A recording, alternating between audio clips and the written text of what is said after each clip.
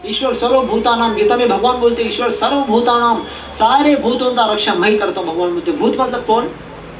जो जीने के लिए आते शैतान, वो इंसान, इंसान को भूत बोलते हैं, शैतान बोलते हैं। वो इंसान ही भौतिक जगत में खाने पीने रोटी कपड़ा मटन के पीछे पड़ के भौतिक इच्छाओं को पूरा नहीं करता है, ऐसा ही व्यक्ति शैतान बन जाता बाद में। वही शैतान दूसरा शैतान को सताता है, दूसरे व्यक्ति को सताता है। तो अपना माँ अगर भक्ति करता, पूजा पाठ करता है तो बाप सताता, तो बाप कौन हो गया माँ के लिए? शैतान। वो जीव है, वो भी जीव है लेकिन शैतान सता रहा है। तो शैतान क्या करता है? अच्छा कार्य करने में डिस्टर्ब करता है। तो अगर माँ करता तो बाप सताता, बाप करता तो माँ सताते, एक दूसरे को सताते। क्यों सताते? हाँ, शैतान लोग इसलिए सताते। अगर माँ बाप अच्छा काम करते तो बच्चे लोग सताते। बच्चे क्यों सताते? शैतान है वो, इसलिए बोलते ए बच्चा शैतान है क्या, ऐसा बोलता ना तभी माँ बाप। क्यों सताता? वो सता रहा क्यों बच्चा? हाँ, शैतान है वो, माँ बाप के लिए शैतान है, इसलिए उसको नाम लेके बोलते शैतान है कि बच्चा, ऐसे बोलते हो। तो बच्चा अगर करता है तो माँ बाप सताते हैं। क्यों सताते माँ बाप बच्चे को? ये शैतान है। अंतर तो सब लोग कौन है? इंसान कौन है? अभी हाथ उठा देगी, सब इंसान है। हमको पता भी नहीं है। थोड़े लोग जिसको समझ में हाथ उठा रहे, जिसको समझ में आ रहा है सोच रहा है वो मैं इंसान हूँ क्या शैतान हूँ। कौन है हम लोग? जो नहीं कर रहे वो शैतान है, जो कर रहे वो इंसान है।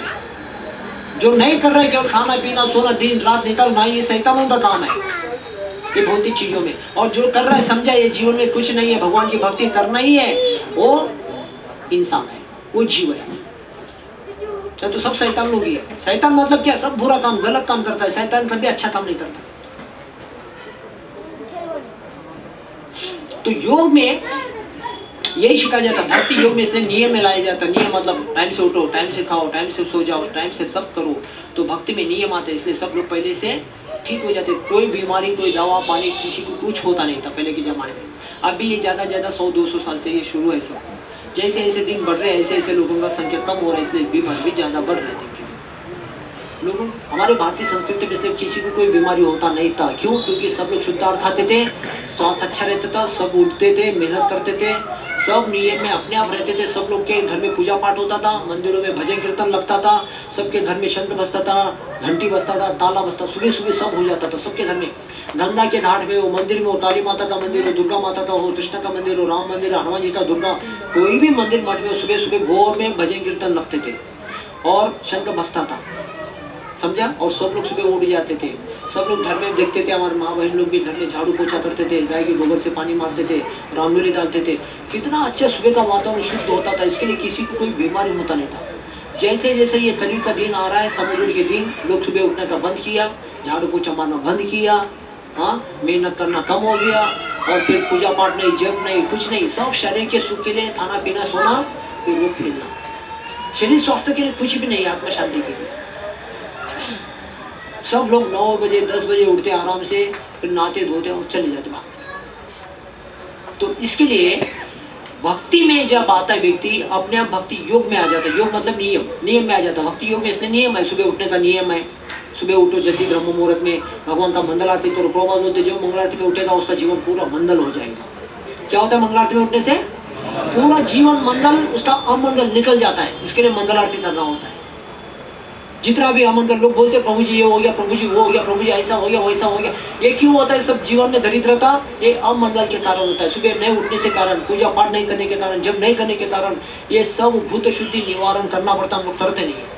भूत शुद्धि निवारण मतलब जो हमारे ऊपर दूसरे का नजर होता है, दूसरे का ये बुराई होता है ना, सब हमारे ऊपर होता है ना, उसको हम छोड़ाते नहीं है। उठते ही खाने पीने के लिए भाग जाता है। इसलिए पहला उठने के बाद ना भूत शुद्धि निवारण शास्त्र में बोलते। भूत शुद्धि निवारण क्या होता है? उठने के बाद नहाना धोना, हाँ, फ्रेश होना, फिर तिलक बिलक लगाना, फिर उठ के 2-4 माला जप करना, इसको भूत शुद्धि निवारण बोलते हैं। भूत शुद्धि निवारण मतलब जो हमारे ऊपर कोई भी चाहता नहीं ना, ये आदमी आगे बढ़े, इसका जीवन में अच्छा हो जाए, वो अपना सबका भाई भी क्यों ना हो, अपना चाचा चाची भी क्यों ना हो, होता ना एक दूसरे को, कोई भी चाहता नहीं कि अपना घर का कोई आदमी आगे जाए। सब चाहते कि मेरे से आगे कोई जाना नहीं चाहिए। हर व्यक्ति ऐसे चाहता है ना। तो ऐसे लोगों का निवारण अपने को अपने ऊपर लगना नहीं चाहिए। और अपना देवता भी क्यों ना हो, अगर आप भगवान की भक्ति करके आज जब मुक्ति में जाना चाहते हैं ना, देवता नहीं छोड़ना चाहते, अरे सब लोग ऐसा करेगा तो मेरा सेवा कौन करेगा, मेरे को सब छोड़ के जाएंगे तो मैं तो ऐसा करूँ, मैं छोड़ूंगा नहीं किसी। तो देवता भी पकड़ता है हमको, माया देवी पकड़ती है, निद्रा देवी पकड़ती है, निद्रा भी सबको सलाह देती है, निद्रा देवी, समझे ना, सब लोगों का हमारा। और हमारे पितृ लोग भी है, हम पितरों का संपत्ति लिया, उनका कष्ट लिया, वो लोग भी हमको सताते, कुल देवता लोग सताते, निद्रा देवी सताती, माया देवी सताती है, आजू बाजू वाले सारे लोगों का आपत्ति अपने ऊपर होता है। इसलिए हम लोग आराम से भक्ति नहीं कर सकते। कलयुग का कलकी, वो कलकी भी छोड़ेगा नहीं। वो कलकी बोलते अरे हमको शराब पीना चाहिए, जवानी है, मांस खाना चाहिए, शराब पीना चाहिए, जुआ खेलना चाहिए, खा के पीछे मजा होके बर्बाद होना चाहिए। ये कौन चाहता है? कली चाहता है, कली यही चाहता है। सब लोग कहा कि कली का ये प्रभाव है, कली में ये चाहिए। कली अगर ये नहीं बोलेगा ना, ये नहीं करे तो मेरा सेवा कौन करेगा, सब छोड़ के जाएगा, हरे कृष्णा करेगा तो मेरा कैसा होगा, मेरा भी धंधा चलना चाहिए, इसलिए आप खाओ पियो बर्बाद हो जाओ ताकि मेरा धंधा अच्छा चलेगा। तो कली चाहता है, तो कली भी इसलिए सबको फंसाता है। तो इसलिए आसान से कोई भक्ति कर ही नहीं सकता। कली है, माया है, और अलग अलग देवी देवता है, पितृ होता है, फिर आजू बाजू श्रद्धा संबंधी सब लोगों का हमारे ऊपर आपत्ति होता है। तो उसके लिए हम लोग क्या करते हैं? कुछ नहीं करते। हमारी तरफ कोई पावर भी नहीं है। हमको देखिए कली माता डर जाए, देवता भी डर जाए, आजू बाजू वाला डर जाए, पितृ लोग भी डर जाए, है कैसा? हमारा भी ऐसा कोई पक्का भक्ति भी नहीं है। हम तुरंत ये सारी चीज के प्रभाव में हो जाएंगे, हम लोग वश में हो जाएंगे। इसके लिए हमको क्या करना होता है? भूत शुद्धि निवारण करना। तो भूत शुद्धि निवारण का मतलब पहला जितना हो सके इतना जल्दी उठना। हम कितना बजे उठते हैं? मंदिर में आश्रम में पता है 2:30 बजे उठना चालू करते हैं। 2:30 बजे मैं कोई दिन 2:30 बजे का अलार्म लगाता हूँ, 2:45 बजे उठ जाता हूँ। फिर कभी रात को 8 बजे सोया, कभी 9 बजे सोया, कभी 10 बजे सोया, कभी 12 बजे सोया, कभी 1 बजे सोया, लेकिन सुबह मेरा उठना 3 बजे नियम पक्का है। मैं सबको इतना बोलता हूँ, तो क्यों बोलता है इतना बताओ? क्यों बोलता हूँ? क्योंकि खुद मैं इतना करता हूँ। मेरे अनुभव से आपको बताता हूँ। तो पहला काम हमारा सुबह उठना, जितना हो सके इतना जल्दी। 3 बजे से लेकर 6:30 तक ब्रह्म मुहूर्त तक टाइम होता है। क्या होता है? मंगलमय टाइम। उसमें हमारे जितने भी कुल देवताओं को पूजा पाठ करते हैं, आशीर्वाद देते, वरदान लेते ना, वो देने के लिए राजी होते। सारे देवता ब्रह्म मुहूर्त में उठ के भ्रमण करते रहते अपने अपने वंश के लोगों के, अपने अपने जो देव उपासक लोगों को आशीर्वाद देने के लिए। और वो उठ के घूम रहे और हम सो रहे 6:30-7 बजे तक, फिर कैसे आशीर्वाद मिलेगा? सब चला जाएगा। इसलिए वो उठ के घूमने से पहले हमको उठ के हाजिर होना चाहिए उनका आशीर्वाद कृपा लेने के लिए। इसलिए बोलते 3 से लेकर 6:30 तक का ब्रह्म मुहूर्त टाइम पहला उठना चाहिए। उठ के क्या करना चाहिए? फिर वो ऐसे टाइम में नहा धो लेना चाहिए। नहा धो के क्या करना चाहिए? फिर ये तिलक लगाते ना हम लोग, ये तिलक दिखाने के लिए नहीं, ये तिलक को बोलते हैं वैष्णव तिलक, या नारायण कवच बोलते हैं, या नरसिंह कवच बोलते हैं इसको। कवच मतलब क्या है? अंदर रक्षा, शरीर की रक्षा होता है इससे। हमारे शरीर में 13 तिलक लगाते हैं। ओम केशवाय नमः, ओम नारायण नमः, ओम माधवाय नमः, ओम गोविंदाय नमः, ओम विष्णुवे नमः, ओम मधुसूदनाय नमः, त्रिविक्राय नमः, ओम वामनाय नमः, ओम श्रीधराय नमः, ऋषिकेशाय नमः, ओम पद्मनाभाय नमः, ओम दामोदराय नमः, इधर ओम शिव में ओम वासुदेवाय नमः। इधर भगवान वासुदेव वास करते हैं, इधर भगवान केशव वास करते हैं। तो भगवान के ये 13 नाम है, 2 सहस्त्र नाम है, इसमें से 13 नाम है। तो इसको नारायण कवच, नारायण के नाम से या नरसिंह के नाम से, समझे ना? ये कवच, नारायण कवच या विष्णु कवच या नरसिंह कवच बोलते हैं इसको शरीर में धारण करने से हमारे शरीर के ऊपर कोई देवी देवता भूत पिशाच आजू बाजू वाला कोई भी कर नहीं सकता। ये हमारे शरीर की रक्षा करता है। ये शरीर को दिखाने के लिए तिलक नहीं लगाते हम लोग, हमारे शरीर की रक्षा के लिए करना चाहिए। क्योंकि अब तो ये सब होता है पीड़ा भानामती का, ये भूत पिशाच का, क्योंकि सब शैतान हमारे सामने, हम उनके लिए शैतान, वो हमारे लिए शैतान है। हम भी चाहते नहीं कि दूसरे का भला हो, चाहता तो है ना, ऐसा कोई भक्त ही चाहता, कोई वैष्णव चाहता कि मेरा बुरा हो जाए बाकी सब अच्छा हो जाए। ये नारायण कवच, नरसिंह कवच, विष्णु कवच, भगवान हमारे शरीर की रक्षा करते हैं आजू बाजू से, कहीं से भी। कोई कितना कुछ हमको गाली दे, कुछ करे, शाप दे, कुछ करे, कुछ भी नहीं होगा। गले में माला डाले, मुंह में नाम ले, ये सब करने से शरीर का रक्षा होती है। इसको बोलते हैं अंग रक्षा, भूत शुद्धि निवारण। खुद की रक्षा के लिए करना। उसके बाद फिर आप किसका पूजा कर रहे हैं? पितरों का, देवताओं का, माता का, पिता का, उसमें कोई विघ्न आएगा नहीं। इसको बोलते हैं मानस पूजा। आपका मन फिर पितरों में होगा, आपका मन माता पिता की पूजा पाठ में होगा, या अपने कुल देवता की पूजा पाठ में, उसमें भी विघ्न होता ना। कोई चाहता नहीं कि माँ बाप का सेवा करे, कोई चाहता नहीं कि आप देवताओं का सेवा करे, कोई चाहता नहीं कि भगवान का आप सेवा करें, कोई चाहता है कि आप समाज का सेवा करें, उसमें आपत्ति कौन डालते हैं? कोई भी डाल सकता हो। इसलिए मानस पूजा, आपका मन पितरों में, माता पिता में या कुल देवता में, भगवान में होना चाहिए मन। मानस पूजा पहला भूत शुद्धि निवारण, उसके बाद मानस पूजा होता है। आपका मन भगवान में, पितरों में, देवता में लगा सकते हैं, उसमें भी अर्थ है, इसलिए हम लोग मन को लगा नहीं सकते उधर। हालांकि पूजा पाठ करते, देवताओं का पूजा पाठ करते, देवी का होता है ना, काली माता, दुर्गा माता, विश्वकर्मा या सत्यनारायण पूजा, ये पूजा, लेकिन मन काम घूमता हमारे। देखो मन है क्या उधर, इधर पूजा करता रहो, उधर घूमता है, मालिक आएगा, शर्ट आएगा, मिक्सर आएगा, देखो देखो देखो बोलता है, इधर अगरबत्ती जलाता है, उधर देखो बोलते अगरबत्ती जलाता है। मन किधर घूम रहा, पूजा किधर कर रहा है, देखो, है ना। तो देखो, तो मन चाहता नहीं उधर तक, कोई देवता चाहते नहीं, पितर लोग चाहते नहीं, कोई चाहते नहीं। तो इसलिए मानस पूजा बाद में होता है, पहले शरीर की भूत शुद्धि निवारण जब होगा तब मानस पूजा कर सकते हो। मन से भगवान की, देवताओं का, पितरों का सब कर सकते हैं, ये सिस्टम है मानस पूजा। तभी आपका मन पितरों में, देवता में, समाज सेवा में, भगवान की सेवा में लगेगा। और जब तक वो नहीं करोगे भूत शुद्धि निवारण, फिर मन आपका शुद्ध नहीं होगा तो आप इसमें भी नहीं कर सकते, इसमें भी बाधा है, उसमें भी बाधा है। इसलिए सब कुछ शरीर में भी बाधा है और पूजा पाठ में भी बाधा है। इसलिए भक्ति योग में नियम है ये सब, यम नियम। नियम मतलब सुबह उठना, नहाना, धोना, जप करना, पूजा पाठ करना, हाँ। फिर उसके बाद अपना काम धंधा, सर्विस है, बिजनेस है, परिवार है, कितना बड़ा है, नो प्रॉब्लम, चलाते रहो, कोई समस्या नहीं है। लेकिन पहला ये क्रियाओं को करना चाहिए, भूत शुद्धि निवारण, फिर मानस पूजा, फिर अपना पूजा पाठ, अपना पेट का पूजा। अभी कोई क्या करता है, भूत शुद्धि निवारण करता नहीं, मानस पूजा भी करता नहीं, केवल पेट पूजा ही करने लगता है दिन भर। क्या होता है पेट पूजा? खाने दिन भर खाने पीने के लिए तैयारी करता है, बाकी सब दुनिया में गया है उधर। तो केवल पेट पूजा करना किसका काम है? ये भूतों का काम है। इसलिए दिन भर भूत क्या चाहता है, रात भर क्या चाहता है, भूत पकड़ के केवल खाना ही चाहता है शैतान। तो इसलिए इंसान को गीता में बोलते भूत। इंसान का कर्म अगर ठीक होता नहीं है, मरने के बाद उसका इच्छा पूरा होता नहीं, ऐसे इंसान को क्या बनाया जाता है? भूत बनाया जाता है ऐसे। इसलिए भक्ति योग में नियम होता है, नियम का पालन करना चाहिए हमको, हमारा भक्ति आसान है, फिर हम तो ये सारा चीज करने का योग नहीं करते। भक्ति में सिस्टम, नियम सिंपल है, सुबह उठने का सब आदत होता है, उठना चाहिए, मंगलारती करें, मंगलारती करें, जीवन मंगल हो जाते, फिर जब करे, फिर पूजा पाठ करे, फिर अपना घर का काम धंधा करे। यही नहीं करेगा फिर आपको बहुत सारा करना पड़ेगा, फिर योग करो, यम नियम करो, आसन, प्राणायाम, प्रत्याहार, धारणा, ध्यान, समाधि, ये 8 योग में जाना पड़ेगा। ये तो कलयुग में कर ही नहीं सकते हम।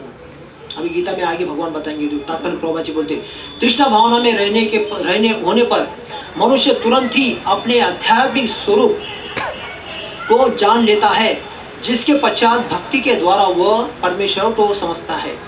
जब मनुष्य भक्ति करता है तो वह दिव्य स्थिति को प्राप्त होता है और अपने कर्म क्षेत्र में श्री भगवान की उपस्थिति का अनुभव करने योग्य हो जाता है। यह विशेष स्थिति मुक्ति कहलाती है। तो ऐसे भक्ति योग में कृष्ण भावना भावित कर्म करता है भगवान के लिए, तो ये मुक्ति का मार्ग है, आसान हो जाता है। इसमें क्या है? कृष्ण भावना भावित होके भक्ति योग के नियम में रहना, ये सबसे मुक्ति का आसान विधि है। वो नहीं तो ये नियम, यम नियम, आसन, प्राणायाम, प्रत्याहार, धारणा, ध्यान, समाधियों को प्राप्ति करना ये बहुत कठिन है। बोलते हमारे जैसे घर परिवार में, समाज में रहने वाले व्यक्ति कौन करेगा? ये तो बड़े बड़े योगी महात्मा लोग जंगल में जाके कर सकते हैं, लेकिन घर गृहस्थ में रह के परिवार में, समाज में ये कैसा कर सकता है? इसके लिए भक्ति योग का नियम, इसलिए यहाँ पे एक अध्याय का नाम भी प्रभुपाद जी ने दिया, कर्मयोग। कर्मयोग का मतलब हम जो भी कार्यक्रम करते हैं तो भगवान से जोड़ के कार्यक्रम करना ही ये कर्मयोग, और ये भक्ति के योग के नियम को पालन करना चाहिए। और ये हमारे सभी लोगों के लिए आसान तरीका है, समझा? तो ये करने से व्यक्ति अपने जीवन को सफलता प्राप्त कर सकता है। तो ये भक्ति हमारे कलयुग के लिए, अभी ये अष्टांग योग जो है ना, ये सत्ययुग, द्वापर युग, त्रेता युग के लिए, समझा ना? यम नियम, आसन, प्राणायाम जो अष्टांग योग है, ये सत्ययुग में कोई कर सकता था, त्रेता युग में कर सकता था, द्वापर युग में कर सकता था, कलयुग में हमारे लिए भक्ति योग बहुत आसान है। और स्पेशली हमारे लिए जो चैतन्य महाप्रभु की कृपा, भगवान की कृपा, प्रभुपाद की कृपा जो मिला है, वो सबसे आसान तरीका है। जैसा भक्ति विनोद ठाकुर ने एक भजन में लिखा है, क्या बोलते हैं? माधवती की भक्ति जननी जतन पालन टोरी, बोलो जतन पालन टोरी, बसती बसती बोली परमादर मोरी, बोली परमादर मोरी। तो क्या बोला भक्तिनाथ ठाकुर, अगर भक्ति में आपको हमेशा उत्साहित रहना है, आनंदित रहना है, तो क्या बोला है, माधव तिथि भक्त जननी, भक्ति जननी। माधव तिथि मतलब क्या होता है? माधव तिथि, माधव, राधा माधव, भक्तिनाथ ठाकुर की जो राधा कृष्ण की मूर्ति का नाम था राधा माधव। माधव तिथि, तिथि का मतलब क्या होता है? हाँ समझ नहीं। तिथि, तिथि मतलब उत्सव मनाते हैं ना हम लोग, जन्माष्टमी तिथि, राधाष्टमी तिथि, अभी नरसिंह चतुर्दशी आ रहा है, गौर पूर्णिमा तिथि आ रहा है, नित्यानंद त्रिदशी आ रहा है ना, चंदन आ रहा है। ये तिथि किसकी तिथि? माधव तिथि या कुंजी बिहारी तिथि। कुंजी बिहारी के लिए, राधा श्याम सुंदर के लिए, राधा माधव के लिए हम करते ना, ये तिथि करना चाहिए सब होता है, इसको बंद नहीं करना चाहिए। जितना करेगा सुबह से शाम तक साल भर के कार्यक्रम करते ना, माधव तिथि भक्ति जननी। भक्ति जननी, जननी मतलब किसको बोलते हैं? माँ को बोलते हैं। जैसा एक माँ बच्चों को देखभाल करती है, बच्चे कितना भी तकलीफ करे, बड़े होने, शादी होने तक, मरने तक, जो भी माँ तकलीफ झेल के बच्चे का देखभाल करती है, ध्यान देती कि नहीं, ऐसा। तो माधव तिथि भक्ति जननी, ये भगवान के जितने भी उत्सव कार्यक्रम करते हो, एक माँ जैसा है, उस भक्त का रक्षा करता है। जितने उत्सव कार्यक्रम करते, सुबह उठना, जप करना, पूजा पाठ करना, भगवान को आरती करना, मंगल आरती करना, अलग अलग भजन गाना, भोग लगा के खाना, उनका सुबह आरती करना, शाम को आरती करना, या जन्माष्टमी मनाना, उनका जन्मदिन मनाना, ये उत्सव मनाना, भगवान को सजाना, ये सारे तिथि करते हैं। कैसा होता है? ये माँ को, माँ जैसा बच्चों को ध्यान देती ना, ऐसे भक्ति की जननी है वो। जैसे इसको करने से भक्ति की रक्षा होती है, भक्त भक्ति में उत्साह रहता है। माधव तिथि भक्ति जननी, इसको करना चाहिए। हम क्या करते? नहीं करते, शॉर्टकट काम चलाओ ऐसा बोलते। शॉर्टकट नहीं करने से, शॉर्टकट करने से भक्ति सूखा सूखा हो जाता है, भक्ति सूख जाएगा। इसलिए सूखा सूखा नहीं करना चाहिए। जितना हम नियम पालन करके करेगा, भक्ति में इतना व्यक्ति उत्साह रहेगा। सुबह उठने का, मंगलारती करने का, पूजा पाठ करने का, भगवान को अच्छा सजाने का, चंदन का तिलक लगाने का बढ़िया, फिर तुलसी पत्ता लगाने का, फिर भगवान को भोग लगाने का, आरती उतारने का, फिर सुबह टाइम, फिर शाम को टाइम करने का। ऐसा जितना करोगे इतना भक्ति में आपको शक्ति मिलेगा। ऐसा बोलते हैं, वो भक्ति का आपको शक्ति आपको रक्षा करेगा। माधव तिथि भक्ति जननी, वो भक्ति जननी जैसा है, मतलब माँ जैसा है, आपको रक्षा करेगा माँ। ऐसे ही भक्ति के सारे नियम को पालन करने से हमारा रक्षा होता है, ऐसा बोला। माधव तिथि भक्ति जननी जतन पालन करी, भक्ति ठाकुर बोलते जतन पालन करी मतलब इसको जतन करना चाहिए। जतन करना मतलब उसको ध्यान देके रखना चाहिए, छोड़ना नहीं चाहिए, तोड़ना नहीं चाहिए, ऐसा बोलते। जतन पालन करी, इसको पालन करना चाहिए। जतन पालन करी, इसको रक्षा करके पालन करते रहना चाहिए। जैसे पेड़ को लगाए, उसको थर्ड पानी डाल के रक्षा करना चाहिए, ऐसा हमारे भक्ति को हम रक्षा करना चाहिए। भक्ति के नियमों को पालन करना चाहिए, उसको पालन करके रखना चाहिए, संभालना चाहिए। जतन पालन करी। तृष्णा बसती बसती बोली, ऐसा करने से क्या होगा? मन में तृष्णा बैठेंगे, तृष्णा बैठेंगे। ऐसे बोले, आप सर्विस में रहो, बिजनेस में, परिवार में रहो, तृष्णा बसती, तृष्णा बसेंगे आपके मन में। आप कहीं भी रहो लेकिन कृष्ण बोलेंगे नहीं आप। कृष्ण बसती बसती बोली, और हमेशा मुंह से भी बोलेंगे हरे कृष्णा कृष्ण कृष्ण हरे हरे, हरे राम राम राम हरे हरे। कृष्ण बसती बसती बोली। जब किसका मन में कृष्ण बैठा तो वो क्या करेगा? हमेशा बोलते रहेगा कृष्ण बसती, कृष्ण बोली, कृष्ण बोलते रहेगा वो हमेशा। चलते टाइम में, फिरते टाइम में, बैठते टाइम में, हर टाइम में क्या करेगा? वो कृष्ण कृष्ण जप करेगा। महावीर चैतन्य ने यही बोला, खाते पीते सोते जता तथा नाम लो, नाम लेते रहेगा, खाते पीते सोते टाइम में उसका नाम आएगा इसमें।